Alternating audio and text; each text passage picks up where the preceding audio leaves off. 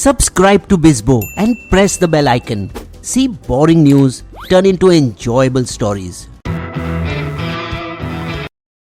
Just 18 days before a bomb-laden SUV was found near the towering residence of Mukesh Ambani, Tariq Parveen, a former aide of the fugitive gangster Dawood Ibrahim Kaskar, was collecting part of a 10 lakh rupee extortion payout.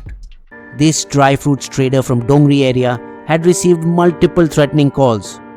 Ejaz लकड़ा वाला बोल रहा हूँ, मेरा आदमी परवीन आएगा, उसको देना 10 पेटी, समझे?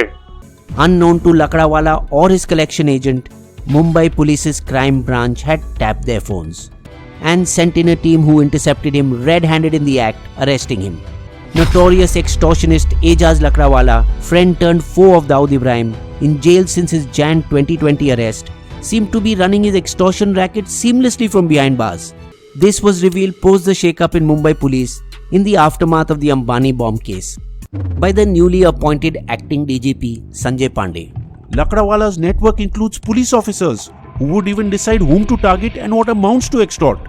Allegedly hinting that the gangster had contacts right at the top. मेरे बॉस बड़े-बड़े IPS ऑफिसर है क्या? But Pandey's written report was allegedly stalled by two senior-most officers in Mumbai police and a highly placed bureaucrat. The cold reality is that extortion lies at the intersection of commerce, police, politicians and gangsters. The hafta-vasuli or weekly collection culture in Mumbai has a deep history that goes back to the cotton trade of the British era. However, its big brother extortion arguably came to Mumbai via Gujarat after alcohol was banned in the state in May 1960. Abdul Latif, on whom Shah Rukh Khan's movie Rais is based, monopolized the illegal liquor business in Gujarat, supplying hooch in gambling dens by giving hafta to the police. From bootlegging, he soon turned to extort money from big shots in Ahmedabad. Abdul's illegal liquor was supplied by Bombay's strongman Vardarajan Mudaliar, Anna to the Tamilians who dominated the Sain area and on whom the Tamil film Nayakan was made and later Dayavan in Hindi. Vardarajan soon diversified from bootlegging and smuggling into dog thefts, contract killings and even ran a parallel court of justice. The three big dons of Mumbai in the late 1960s and early 1970s, Karim Lala, Vardarajan and Haji Mastan, the latter made famous by Amitabh Bachchan in yet another Bollywood film Diwar, carved up the city's territories between themselves, with each one ruling his allocated part. Clashes between gangs were not unknown, but happened without the ordinary citizen being affected. Prostitution, smuggling of gold, foreign liquor, electronics, etc., and money lending were the main criminal activities in those days. Because of very high income tax rates, 97% at one time under Indira Gandhi in the 1970s, much of the business was done in cash, giving rise to the economy of black money. Gangs took advantage of this undisclosed income, taking a piece of the pie as protection money. The amount decided was called hafta and the way of its recovery was vasuli. In the 1980s, a bloody war of supremacy broke out, challenging the might of Karim Lala, in which Dawood Ibrahim, son of a retired police constable, emerged victorious. This next generation of dons expanded into new businesses like hotels, dance bars, travel agencies, and shopping centers. Dawood controlled the most lucrative areas of South Mumbai and the western suburbs, whose long coastline provided him access to the smuggling sea routes of Gujarat and Dubai. However, rival gangs controlled some other Mumbai pockets. Chota Rajan in the central suburb of Chembur and Arun Gavli in the South Mumbai pocket of Baikala in his famous stronghold of Dagdi Chal. The sudden rise in property prices in Mumbai, especially of defunct mill lands in the city centre, led to several disputes in which gangsters became adjudicators. Sunit Khatau, the owner of Khatau Mills, was getting 300 crore to sell his 13-acre mill land in Baikala, a huge sum in those days. But the problem was that 4,500 of his unionized workers were opposing this. Khatau approached Arun Gavli, to whom he had regularly been paying protection money. I have never missed your hafta till now. Help me make this deal happen and you will also get a cut. Gavli engineered a coup to oust the president of the trade union, replacing him with a more cooperative candidate. Unfortunately, Sunit Khatau was gunned down in his Mercedes-Benz near the racecourse by Gavli's rivals, the Amar Nayak gang.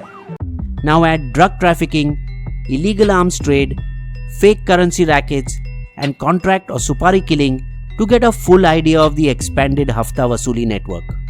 As the geography of Mumbai began to change, in came new techniques of extortion. It was no longer only money. Control or possession of land, construction rights of old buildings to be redeveloped, or becoming sleeping partners in real estate companies became some of the new demands of the underworld. Pradeep Jain, a builder from Mumbai's Juhu area, was repeatedly threatened by Abu Salim, another former Dawoodite. Give me a part of your Dongri property, otherwise you won't live to see your old age. In all, the Jain family paid him 60 lakh rupees in cash and gave him 3 flats in Andheri worth an equivalent amount, but not the property he asked for. Not good enough, Pradeep was shot dead by assailants inside his Juhu office. In the middle of his Tehervi, the 13th day prayer meeting held for the departed, Jain's widow got a call. It was her husband's murderer, Abu Salim. कैसा लग रहा है? Seemingly still not satisfied, Salim then turned on Pradeep Jain's younger brother Sunit. अब तेरी मौत की तैयारी कर. Ironically, it was Inspector Sunil Mane who later cracked this case. The same Sunil Mane who inexplicably went over to the other side, helping Vaze in murdering the innocent Mansukh Hiren. But there was no guarantee that Pradeep Jain would have survived even if he had handed over the demanded property to the gangster. Because in another case just 6 months later, another top builder Om Prakash Kukreja was napping in his office in Mumbai's central suburb of Chembur when 3 gangsters of the Abu Salim gang barged in, pulled out their pistols and killed Kukreja.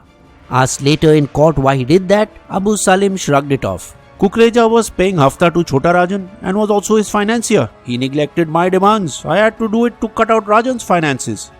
This period was post the Mumbai blasts of March 12, 1993. After Dawood had fled to Dubai and left the field open for other gangs to try and muscle into his former territories. New gangs emerged, like that of Ravi Pujari, who aspired to lead flashier lifestyles inspired by the film industry. Traditionally, the corrupt builders' lobby in Mumbai had been the mafia's stable source of funding. But with the real estate industry in a slump, new sources had to be found. That was the time when the underworld put its foot into Bollywood, changing the concept of hafta. Demanding of overseas territory rights was the new form of vasuli. Give me overseas rights of your film Happy New Year. Some like Dawood Ibrahim went a step further, demanding their girlfriends be cast in lead roles. मेरी खास है, उसको film में लेने का, समझे ना? So when the producer Javed Siddiqui refused to cast Anita Ayub, the gangster's hitmen shot him in cold blood. Fortunately, Sanjay Dutt fared better when he was paired opposite a relative unknown Monica Bedi in Jodi number 1. Unhappy with the casting, he complained to director David Dhawan. What yaar Didi, you give Govinda a top star like Twinkle. How come I am asked to work with a B-grade starlet like Monica Bedi? I don't think I should do this film. But one phone call made him change his mind. अगर जान प्यारी है तो film कर ले and don't you dare hold her tightly in romantic scenes. इज्जत से पेश आना. Sanjay now was no longer working with Monica the actress. He was working with Monica, his bhabhi. As the police cracked down on the Bollywood underworld nexus, the Dons returned to their traditional business of extortion, with music tycoon Gulshan Kumar being asked by Abu Salim to pay 10 crore rupees. बोल देना नहीं दूंगा, मेरी मेहनत की कमाई है. On the morning of August 12, 1997, as Kumar was on his way to pray at the Shiva temple, an everyday ritual, 3 assailants of the gangster followed him, then taunted him filmy style. बहुत पूजा कर ली, अब ऊपर जाके करना. Before emptying their revolvers into him. Directors Manmohan Shetty and Rajiv Rai both survived Abu Salim's assassination bids when they refused to give in to his demands. Rai, whose banner had produced hit films like Tridev, fled India to live in London. In January 2000, when Rakesh Roshan refused to hand over Abu Salim the overseas rights of his blockbuster film Kaho Na Pyar Hai, he had him shot outside his office, but luckily escaped unhurt. Producers Ram Gopal Verma, Subhash Ghai, JP Datta and many others asked for police protection. Like other gangsters before them, these dons too felt the heat and eventually fled Mumbai and settled abroad. But also, just like the others, they continued to terrorize their prey from afar. Chota Shakil, Fahim Machmach, Salim Langda and Rashid Malbari, all sitting in Dubai, operated the biggest extortion racket on behalf of Dawood through the Dubai-Karachi-Mumbai network, via their henchmen in Mumbai who would run their extortion racket for them. The Ravi Pujari gang used to handpick desperados from Mumbai's Dombivli, the Konkan areas of Mangalore and Azamgarh in UP. who carried out mostly unsuccessful but audacious attacks for just 5 to 10,000 rupees, unaware that the fear they had created allowed the gang to extort crores from the victim. The Mumbai police tried all tricks in the book, including passing draconian laws like Tada, Pota and Makoka, but the criminals used legal loopholes to escape their dragnet. Julio Ribeiro, who took over as Mumbai's police commissioner in 1982, advocated a tough policy against gangland. Mania Surve in 1983 became the first gangster to be shot in a police encounter by Inspector Ishaq Bagwan. Other police officers such as Emmanuel Amolik, Rajan Kaddare, Keshav Shastrabuddhe, Suresh Wali Shetty, Rajan Talpade and Rajan Tambat rigorously implemented Ribeiro's strategy. The popular encounter policy was not only not questioned at the time, it was warmly welcomed as a necessary step in breaking the back of the underworld. The decade of 1990 saw the maximum number of encounters, especially post the 1993 serial blast.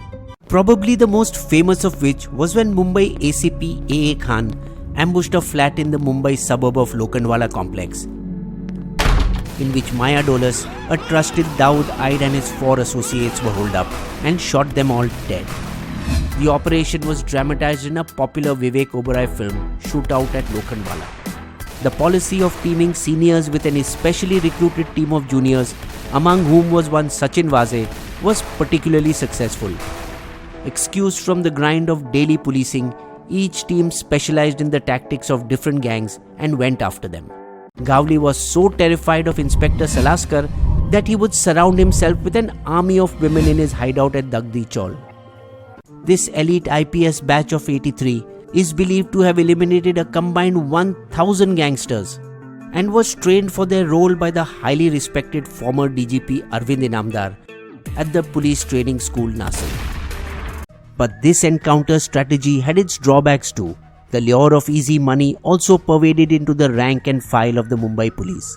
Pradeep Sharma, drawing a salary of around 50,000 a month, came under the radar for possessing property of around 39 crore. In 2008, Ravindra Angare was arrested after a Thane-based builder filed an extortion case against him. Daya Nayak too faced allegations of disproportionate income, being suspected of owning hotels in Dubai and assets in Switzerland, as well as having links with criminals, for which he was suspended from service before being reinstated in 2012. In 2017, allegations were made that Sachin Vaze, though suspended, posed as a police officer and visited builders, threatening them with false arrest if they didn't pay up. The police seemed to be acting like a bhai of his jurisdiction.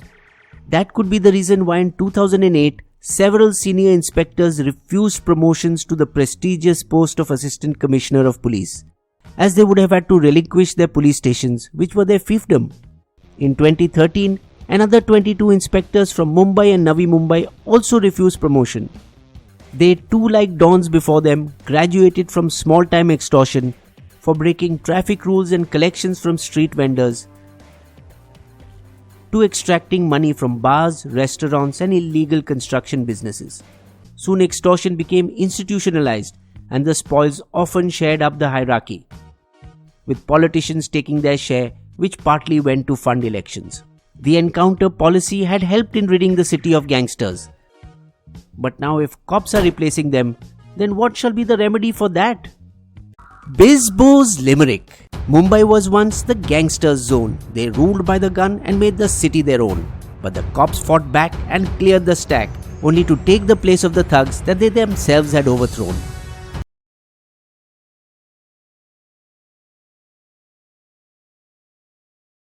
Subscribe to Bisbo and click on the bell icon to get notified whenever Bisbo releases a new video. Sources of all our information is listed in the video description section.